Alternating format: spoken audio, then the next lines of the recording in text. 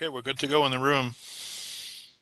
Good morning, and welcome to New York Metropolitan Transportation Council Finance and Administration Committee. Folks, sound level is very low. We can barely hear you. Okay, let's start again. Okay, good morning, folks, and welcome to the New York Metropolitan Transportation Council Program, Finance, and Administration Committee, or PFAC meeting. I'm Ian Francis, Acting Chair of PFAC and representing the New York State Department of Transportation Commissioner Marie-Therese Dominguez.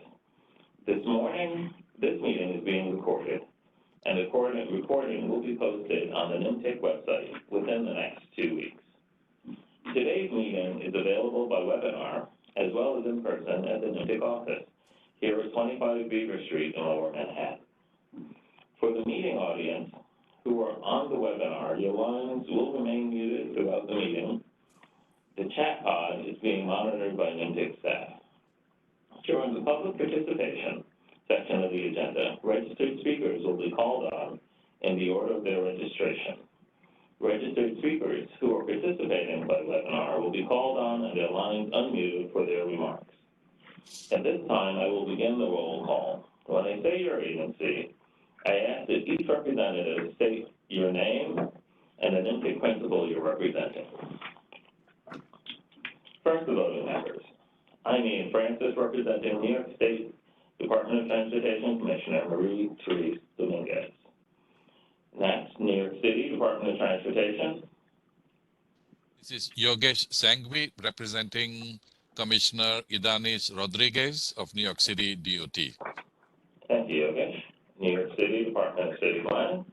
Good morning, Jack Schmidt, representing City Planning Commission Chair and Director of the Department of City Planning, Daniel Garodnick. Thank you, Jack. Metropolitan Transportation Authority. Good morning, this is Julia Seltzer. I'm representing Jana Lieber, Chairman and CEO. Thank you, Julia. Nassau County. Good morning, this is Joe Cuomo representing Nassau County Executive Bruce Blakeman. Suffolk County. Hi, this is Chris Chatterton representing County Executive Steve Ballone. Rockland County. Pat Gurton representing Rockland County Executive Ed Day. Putnam County. Hello, this is John Tully representing Putnam County Executive Kevin Byrne. Westchester County. Good morning, this is Craig Waiter representing Westchester County Executive George Latta. Thank you. Now for the advisory members. Port Authority of New York and New Jersey. Port Authority. Okay. New Jersey Transit. New Jersey Transit. Okay. North Jersey Transportation Planning Authority. Hey, how you doing, everybody? Ted Ritter, representing NJTPA Executive Director David Barrett. Thank you, Ted. New York State Department of Environmental Conservation. New York State DEC. Federal Transit Administration. Hi, this is Dan Moser representing Acting Regional Administrator Michael Collada. Thank you. Federal Highway Administration. Scott Marty representing New York Division Administrator Rick Markey. United States Environmental Protection Agency.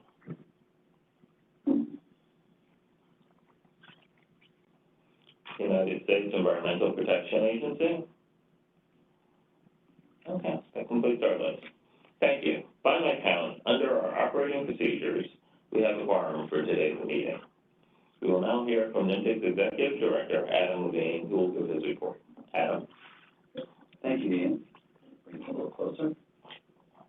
Hope everyone can hear me. Good morning, everyone. The following are some of the noteworthy events that have taken place since our last meeting in June. It has been quite a busy summer here at NYMTC, and here are several highlights of the extraordinary work we have underway. At our June meeting, I updated you on this year's transportation conformity efforts. Since then, the 2023 draft transportation conformity document was completed, A 30-day public review was also completed, including 2 public meetings on August 29th, and final draft is expected to be adopted at this meeting. Regarding our long-range transportation plan, work on the next LRTP is underway, moving forward to 2055. Public outreach pop-up events have been scheduled this fall in New York City and the suburban counties, and a new website will be rolled out later this month, movingforward2055.org. Additional information about the outreach effort will be available on the website and our social media channels, so take a look at which event is closest to you, and we look forward to seeing you there. We will be hosting the inaugural meeting of our Thriving Communities Network with a kickoff webinar currently scheduled for October 26th. This effort, which is being organized in coordination with our federal partners, will seek to help registered non-governmental organizations learn how to participate in planning processes. With this awareness, these organizations will be able to compete for federal, state, and local transportation funds to advance projects in traditionally underrepresented and disadvantaged communities in the NYMTC region. Several studies are underway or imminent. Our regional waste movement study is currently scheduled for a public workshop on November 9th. This study will examine transportation issues related to municipal solid waste and construction and demolition debris throughout the region, from central Connecticut to the Lehigh Valley in Pennsylvania. Our Palisades Shared Use Path feasibility study is also in early stages, with an advisory committee currently being assembled. This study, which came to us via a request from the Trust for Public Land, will examine the possibility of connecting the newly opened north pathway of the George Washington Bridge, which we actually heard about here a couple of meetings ago, with the shared use path on the Governor Mario M. Cuomo Bridge. Lastly, for now regarding studies, NYMTC is coordinating with New York State DOT Region 8 to progress a study of the Route 6, 202, 35 Bear Mountain State Parkway corridor in northern Westchester County. This study, which is included in a UPWP resolution being voted on later in this meeting, will assess the east-west corridor between the city of Peekskill and the Connecticut state border in light of significant development growth and subsequent increase in traffic and congestion. A few additional items worth mentioning: NYMTC traffic micro-simulation modeling staff provided assistance to New York State DOT regarding an application to the Mega Grant Program. At the request of the New York State DOT Chief Engineer's Office, we modeled roughly 10 scenarios regarding a planned Cross-Bronx Expressway project to examine various alternatives. Next, NYMTC is resuming our travel survey community of practice meetings. After a brief pause while Deborah Nelson and I assumed our new roles, we have reached out to the various agency representatives to schedule a meeting this autumn, at which we will seek to coordinate and harmonize the various travel survey efforts our agencies undertake. Also expected this autumn is a meeting of the Forecast Working Group. This meeting will discuss the socioeconomic and demographic forecasts currently ongoing, and preliminary figures will be sent out to the members in advance of that meeting. This past Tuesday, NYMTC staff participated in a workshop hosted by US DOT and US Department of Commerce with the goal of helping Ukraine rebuild the infrastructure damaged or destroyed during the current war with Russia. NYMTC was one of 4 agencies asked to participate, joining FHWA, the US Department of Energy, and North Carolina DOT in sharing best practices, with NYMTC focusing on coordination among various stakeholders at the federal, state, and local levels. NYMTC was honored to participate in this effort, and we look forward to helping the Ukrainian officials in any way we can.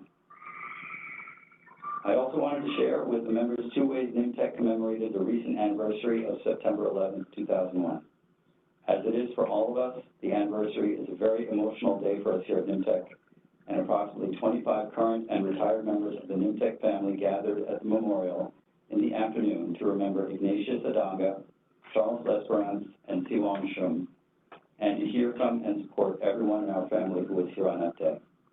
2 days later, on September 13th, we heard from this year's recipients of the September 11th Memorial Scholarships in a brown bag session that was very informative. Andres Castelo-Reveil, Rachel Elmkees, Bradley Hershenson, and Jesse Ho shared the exciting research that they recently completed, and we look forward to hearing much more from them as they advance in their careers. As I close my report, I want to thank the staff here at NYMTC, as well as our members, for all of your hard work. Your dedication and service to the people of New York City, Long Island, and the Lower Hudson Valley is, as always, very much appreciated. And with that, I'll pass the microphone back over to Ian. Thank you. Thank you, Adam. You have had an active period since our last meeting. Thank you. And we appreciate, New York State DOT appreciates NYMTC's modeling efforts as we submitted the grant, and hopefully it will be a success. Ian? Yes.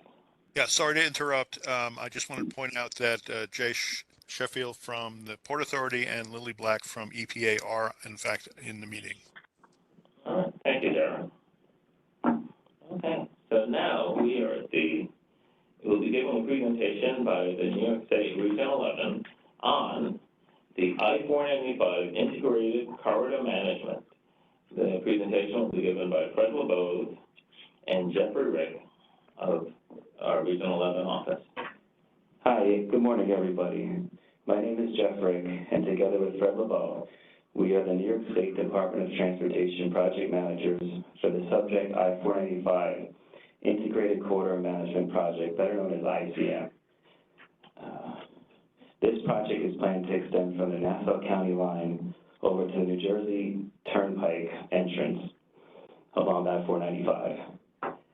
This effort will improve coordination amongst agencies, operators, and stakeholders by integrating and enhancing systems along the I-495 corridor. This will improve operations and safety. And this project is intended for the deployment of a multi-agency, multimodal, integrated I-495 corridor management system. Thank you to NYMTC for inviting us to speak. Thank you to our staff at Region 11 for putting this presentation together. And as a former employee in NYMTC, I'm happy to be back. Next slide. You see a map on the next slide. It's a map of the I-495 corridor. As everybody knows, it's here. This is a densely populated region with almost 20 million people within it. The corridor contains a dense network of roadways, as you can see on the map, and railway assets managed by a number of jurisdictions and which requires various levels of cooperation and coordination among different agencies and authorities.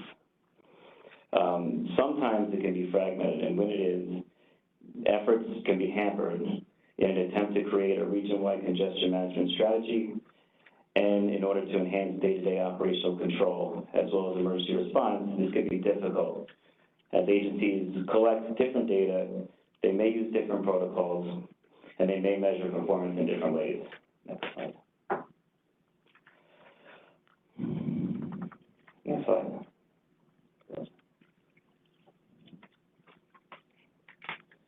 Okay. What is ICM? I only have 20 minutes, and I could probably talk about this for a long time. ICM provides actionable information about available modes, routes, parking, and travel conditions when a user of the transportation system that they're on when they need it. It helps the transportation system user or allows for them to have an informed decision-making tool about how they're going to travel through this corridor. With ICM, transportation managers can more dynamically manage transportation demand across the entire corridor network in real time, thus improving reliability, travel time, and the environmental impacts along the corridor. Real quick, I'd like to give an example of what ICM could look like. A major incident has occurred on a highway in our ICM corridor, such as the Long Island Expressway in Queens. Travelers are advised via dynamic message signage and other travel information sources, such as 501 New York, to take a parallel route or shift or take an alternate mode where there is spare capacity. Single timing on that parallel route is changed to better manage the flow of the detour traffic, and transit operators are better prepared for the increase in volume by adding more buses along the impacted route. Next slide. Okay, project history and background. In response to the need to enhance mobility, safety, and travel viability across our region, partnering agencies and authorities, led by the New York State Department of Transportation and the New York City Department of Transportation, submitted and received the United States Department of Transportation grant to support the development of concept operations for an integrated corridor management, ICM, on the I-495 corridor in both New York and New Jersey. Concept of operations provides a playbook that defines the response to coordinated and unplanned events in a corridor. The concept of operations should be reviewed and revised on a consistent and constant basis. The project that Fred and I are here to talk about today, it follows up on this ConOps that I just mentioned. Next slide. Project purpose and need. The programs and systems that you see on this slide actively reduce congestion, adjust travel demand, monitor and control traffic, improve air quality, and encourage the usage of clean air vehicles, and improve the mobility, reliability, and safety of all users, including users of mass transit, expressways, arterials, freight, and passenger travel, bicycle, pedestrian, public, and private transportation modes. Next slide.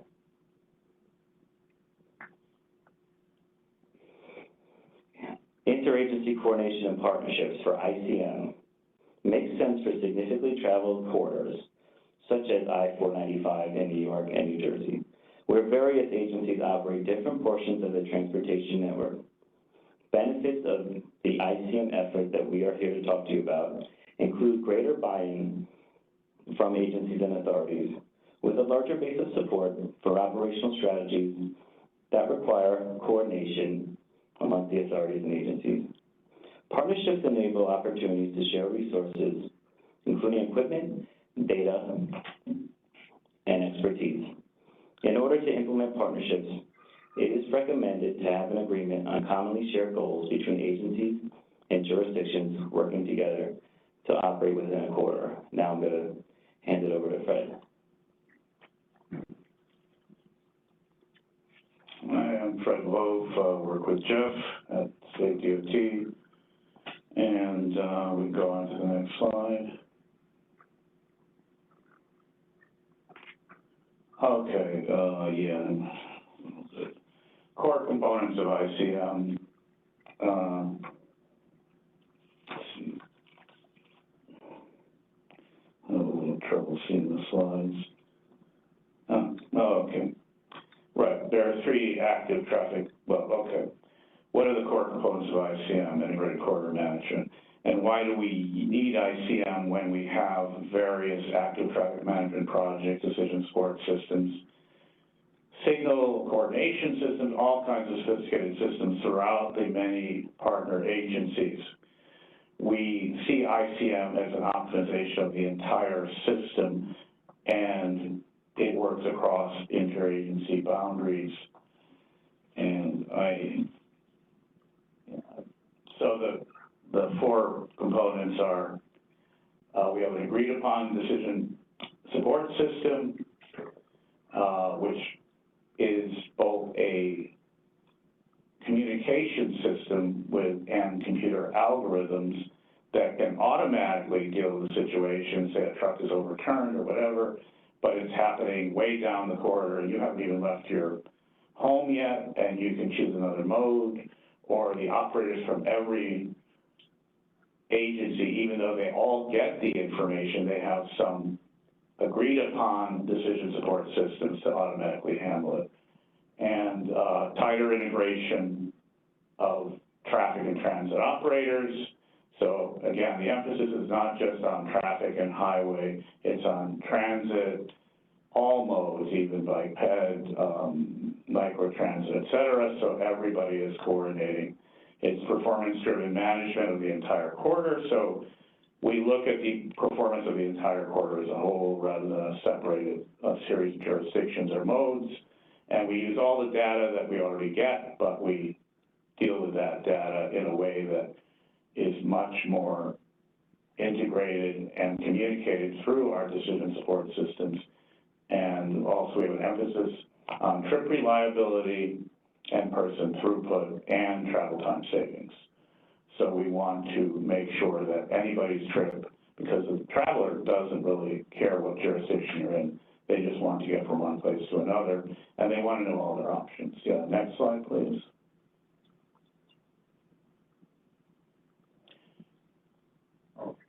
You know, don't have to look at this slide on a piece of paper because I have a little, here we go, I have a little trouble seeing it, and I don't want to keep looking back.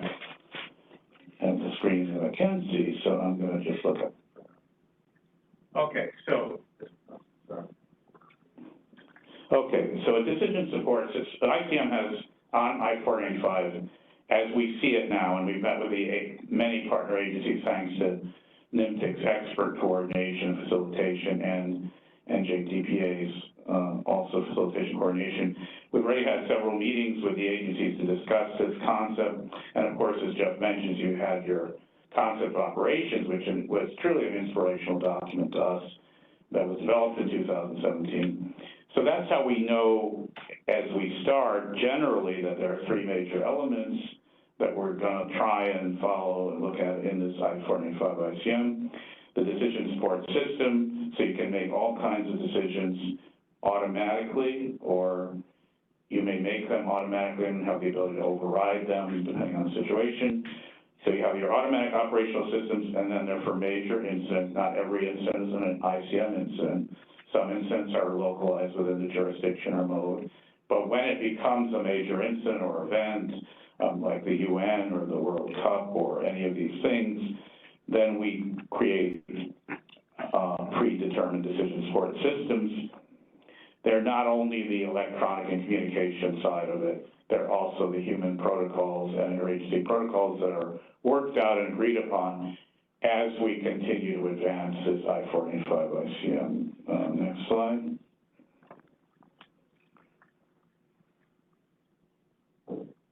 Okay, and just reviewing this, like I said, inspirational concept of operations that was done in 2017, and luckily when we saw it, we were amazed at what a great planning document it was, and luckily we're able to continue with CMAQ money for this, thanks to China. So the CONOPS was structured, it was incremental, and it was practical. So you have the structure, you have the various decision support systems defined for various user needs. That's very important, that you are not trying to create a system to create a system. You're trying to look at each user need with the interagency team at each situation, and which situations you do want to have an ICM protocol, both technical with computer and communications, and protocols among agencies that are human protocols that are agreed upon. It's incremental, which is very important. The existing systems are in place. ICM does not intend to override any of the existing systems. Like, we have our several projects that we've worked on, and every agency has the traffic management projects. Other agencies have their decision support systems, and we're tying them together and optimizing the system as a whole. And it's practical. It has the human in the loop. It ties everybody together. And next slide, please.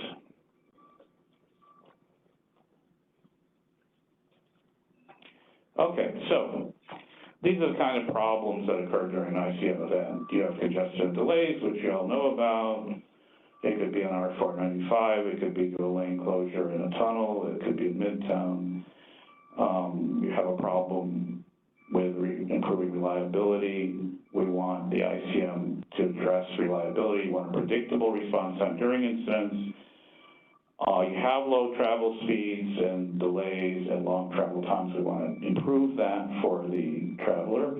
We want to have more efficient data sharing. We do all get data, but we want to be able to act on that data through our decision support systems, who will take that data in real time and give us the options that we've agreed upon as we've developed this ICM.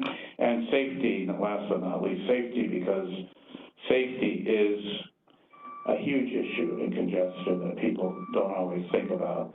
The secondary accidents, crashes that occur due to congestion, especially now when everyone's on their phone and they're, watching videos and doing whatever they do and drinking coffee, and suddenly there's congestion they didn't know. So, and then next slide, please.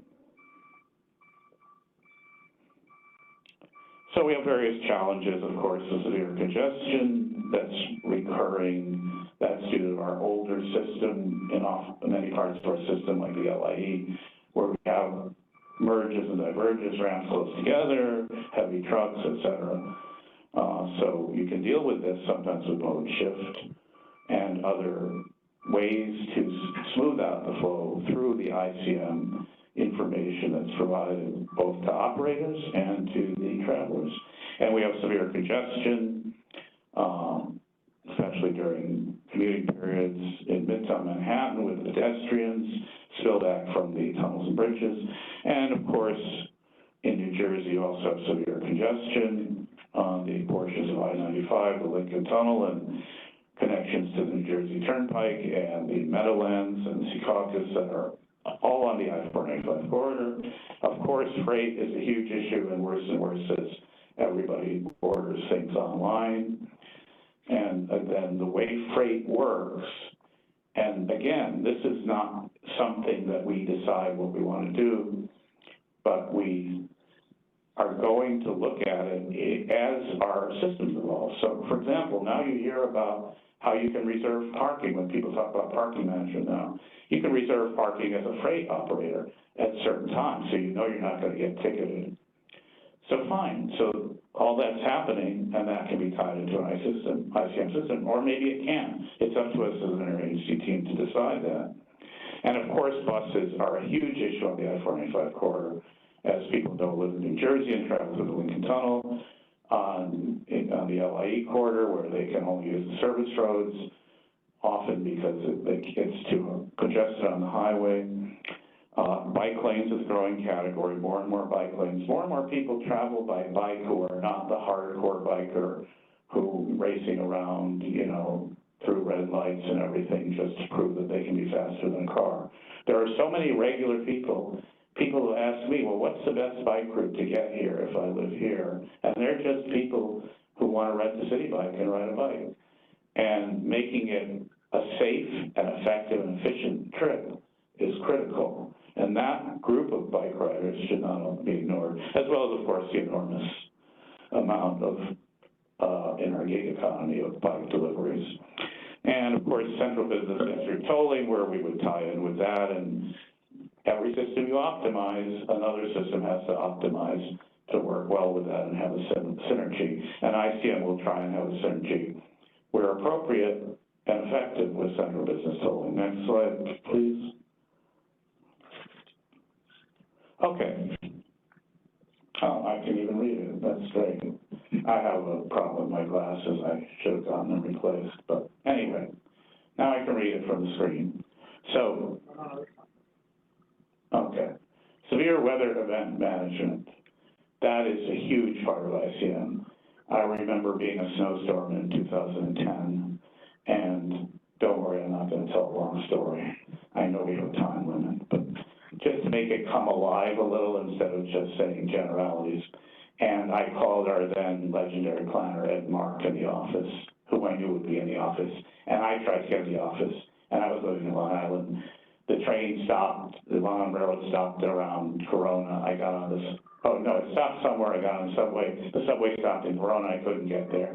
And yes, 511 was great. And Ed Mark called main office to see the 511 options before I got there. But we don't know what's going to happen, and we're not going to be able to deal with everything. But knowing every alternate option you have, maybe a street was cleared for a bus route in Queens. And you don't know that, but you will know that, hopefully, with improved communications and situational awareness that the DSS has. Unplanned traffic incidents, meaning major accidents, spillovers, trucks blocking, whatever.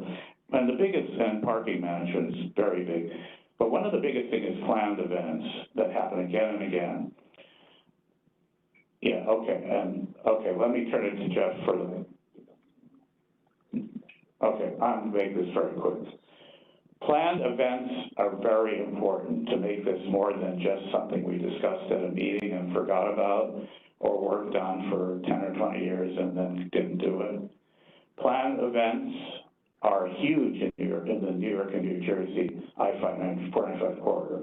Look at the UN, how it just paralyzes everything. Now, we know we're not going to it's not going to be a panacea, but again, we want to optimize our system rather than just accepting that, well, this is good enough. And when you handle planned events, you also handle emergency response. If someone has to call an ambulance during a planned event, the UN blocking every street, and I was in Manhattan recently when it was happening, isn't just an inconvenience, it's a huge, serious issue. So I'll turn it over to Jeff now. Oh, am I still on these slides? Yeah, because I don't have, since I'm looking at my slides, I'm not looking at my notes, which is just as well. Okay, next slide, please. I'll try and speed it up. Okay, these are the real fun slides. Now you can all wake up. I won't put you to sleep anymore. This is a situation where you have severe flooding. Look at the flooding in the subways. We have major flooding. This occurred during the rain a couple of years ago. It occurs in subways even without the huge rains. How do we know? Well, it's funny. You see projects for flood detectors now all over the place.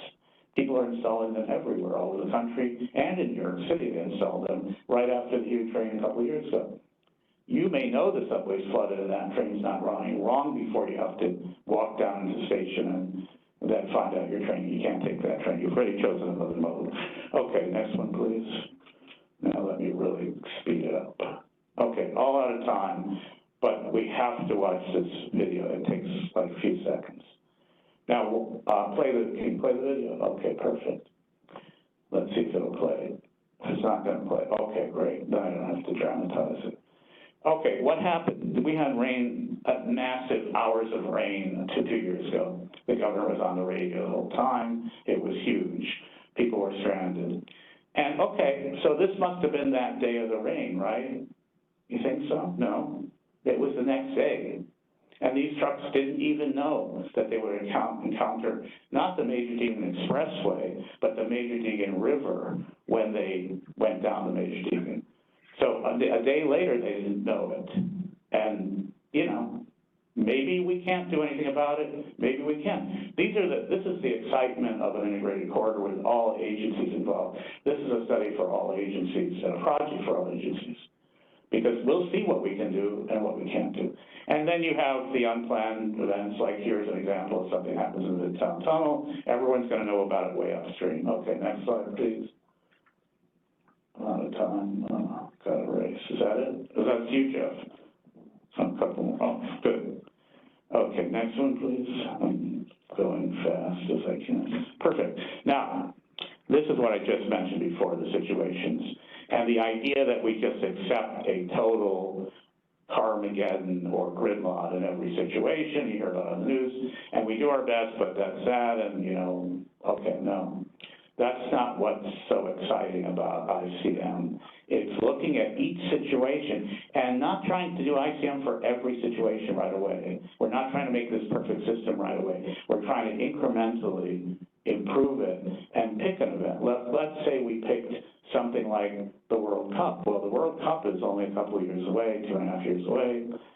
So does that mean you can do nothing? No, you may work with all your agencies, for example, the Meadowlands and events at City Field that may be viewing events, because often in a World Cup, there's just gigantic viewing events for other people. And we may just give the consultant and our team and develop this one situation. I'm just giving an example. I'm not saying it'll work or not, but you give them that situation, and the systems engineering is designed for that event, and then it's tested and verified according to the V diagram. And so you don't just design it, you have your software consultants, sub-consultants, and your modelers on board, and they're testing it. And then it's back to the agencies, and it may not work, and they're retesting it. And that's what really the spirit of ICM is about, looking at each of these situations. And, yeah, next one. Is that you or me? Okay. Okay. Okay, and parking management is really fun. Of course, can I use your example? We give the example of Jeff in Long Island, and he was going to come in, and he looked at whatever apps and saw that there were parking meters available in different places and finds they're broken or finds they're not available. So then you've driven all the way in and you're paying for parking, And this is an example of tying everything together. What about city bikes? Is there a city bike kiosk where I'm going? Can I drive somewhere where I'm comfortable parking and then take a city bike? And is there the bike lane that I need? So this is multimodal, it's multi-jurisdictional, and it's really an exciting opportunity. And let me turn it back to Jeff. Get my papers out.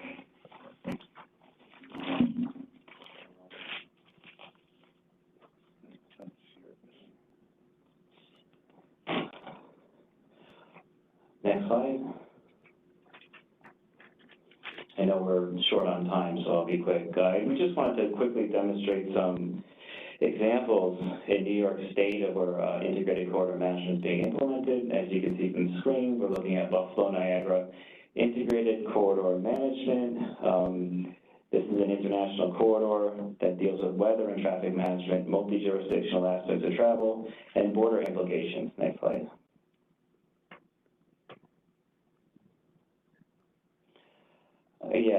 This is an example of the strategies that were used in Buffalo. The strategies can be used during standard commuting, crashes, holidays, snow effect, and special events and games. And you see dynamic travel, which is important. That provides travelers with better info on road conditions before and during trips, allowing travelers to make better commute decisions. And another one I wanted to point out, because I had mentioned it earlier in the presentation, is single coordination. That improves the flow on area arterials by coordinating singles, providing travelers with better alternative routes. Next slide.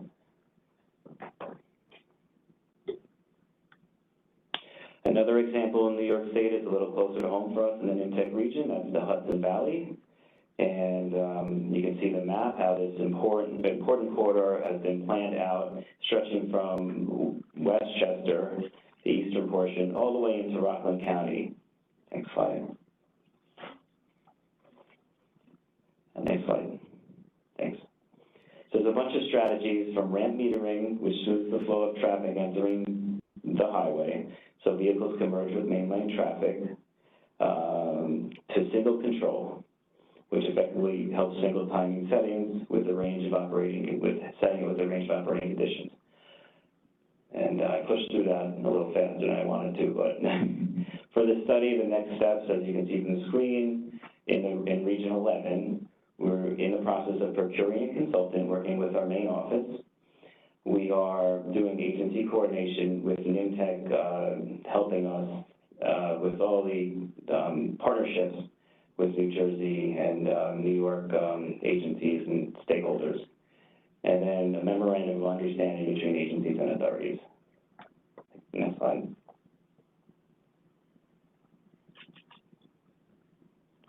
And that's our presentation for today. I hope everybody enjoyed it. Thank you. Thank you, Jeff and Fred. We look forward to a future output from the ICM project. It seems as though we'll be doing a lot of information sharing across agencies. The objective is to provide a lot of information sharing across agencies, optimize right information to the travelers, and use of existing and future ITS structures. Do we have any questions from our members?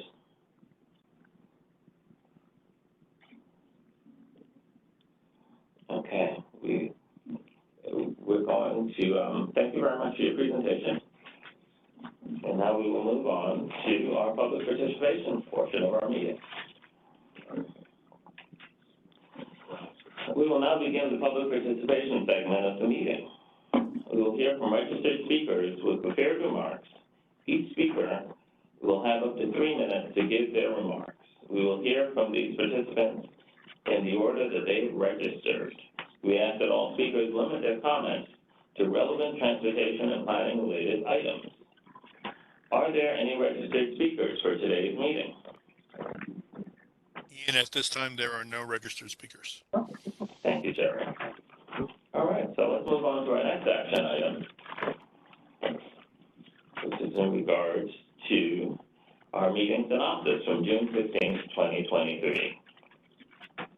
We ask that all members announce their names and agency and the agency you represent when you make or second motion. And all materials related to these action items have been posted on the NYMTC website. And may I have a motion to accept the June 15th, 2023 meeting synopsis? Motion, Craig Waiter, Westchester County. Thank you, Craig. Do I have a second? Second, Jack Schmidt, New York City Department of City Planning. Thank you, Jack. Does anyone have objection to this motion? Hearing no objections, the meeting synopsis is accepted. Thank you to all.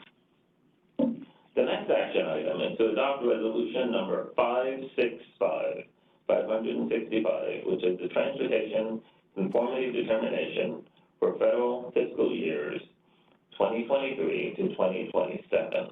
Transportation improvement and federal fiscal years 2022 to 2050, the Regional Transportation Plan as amended. I will ask Mark Maglianti of NYMTC staff to introduce this resolution. Thank you, Ian, and good morning, everybody.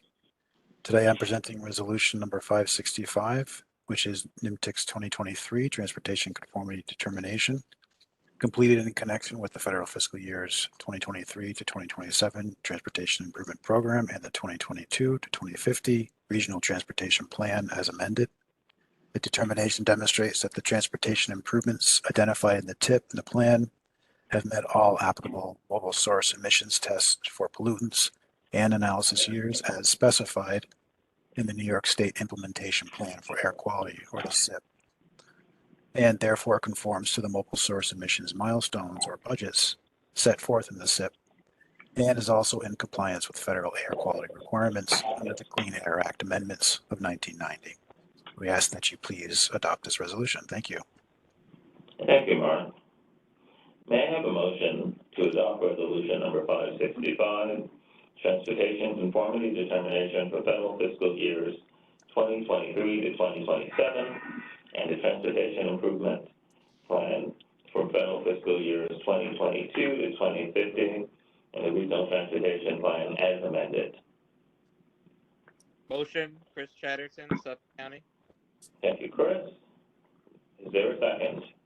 Second, Yogesh Sanghvi, New York City DOT. Thank you, Yogesh. We will now vote by roll call, starting with the Lower Hudson Valley. Putnam County? Putnam County, second, aye, sorry. Okay. Rockland County? Aye. Westchester County? Aye. And Long Island, Nassau County? Aye. Suffolk County? Aye. New York City Department of Transportation? Aye. New York City Department of City Planning? Aye. And finally, Metropolitan Transportation Authority? Aye. And New York State Department of Transportation, I will say aye. Thank you all. The motion passes. The next action item is to adopt resolution number 565, Native Nation, 566, Native Nation Consultation Procedures. I will now ask Jerry Bogaz of NYMTC staff to introduce the resolution. Thank you, Ian. Resolution 566 will establish Native Nations consultation procedures for NYMTC. NYMTC's planning area does include native tribal lands, and in those cases, under federal regulations, a metropolitan planning organization needs to appropriately involve tribal governments in the development of the Metropolitan Transportation Plan and the Transportation Improvement Program. Currently, our planning area includes the lands of the Shinnecock Indian Nation, which is a federally recognized tribe, and the Uncochaug Indian Nation, which is a New York State recognized tribe. So in response to this requirement, NYMTC has over time enhanced its outreach to Native nations through several means, including the designation of a Native Nations coordinator on NYMTC staff. However, the most recent federal certification review of NYMTC, which was issued in March of this year, recommended the development of a Native Nations consultation plan separate from NYMTC's public involvement plan to enhance coordination with the Native Nations. In response, NYMTC has developed the attached consultation procedures. They are attached to the resolution. And we are asking PFAC to adopt the consultation procedures, and we will then include them in our overall compendium of operating procedures. Thank you, Jeremy. May I have a motion to adopt resolution number 566, Native Nations Consultation Procedures? Motion, Pat Girton, Rockland County. Thank you, Pat. Is there a second? Joe Cuomo, Nassau County, will second that. Thank you, Joe. We will now vote by roll call, starting with Lower Hudson Valley. Putnam County? Aye. Rockland County? Aye. Westchester County? Aye. On Long Island, Nassau County? Aye. Suffolk County? Aye. New York City Department of Transportation? Aye. New York City Department of City Planning? Aye. Metropolitan Transportation Authority? Aye. And I'll say aye for the New York State Department of Transportation. Thank you all. The motion passes. The next action item is to adopt resolution number 567, amendments to the federal fiscal years 2022 to 2050 regional transportation plan. I will now ask Leslie Forger of NYMTC staff to present the resolution. Thanks, Ian. Good afternoon, everyone. I will be presenting Resolution 567. This resolution is an update of Table 5.5 of our current regional transportation plan, which is called Moving Forward. The resolution will update the information regarding the 2nd Avenue subway, which is, in this case, Phase 2 of the 2nd Avenue subway. We received new financial information regarding the project, so we're updating it accordingly. So NYMTC staff strongly recommends that we adopt this resolution. So thank you for your time. Thank you, Leslie. May I have a motion to adopt resolution number 567, amendments to the federal fiscal years 2022 to 2050 regional transportation plan? Ian, I'd like to make the motion. Jack Schmidt, New York City Department of City Planning. Thank you, Jack. Is there a second? This is John Telly from Putnam County. Would like to second that motion.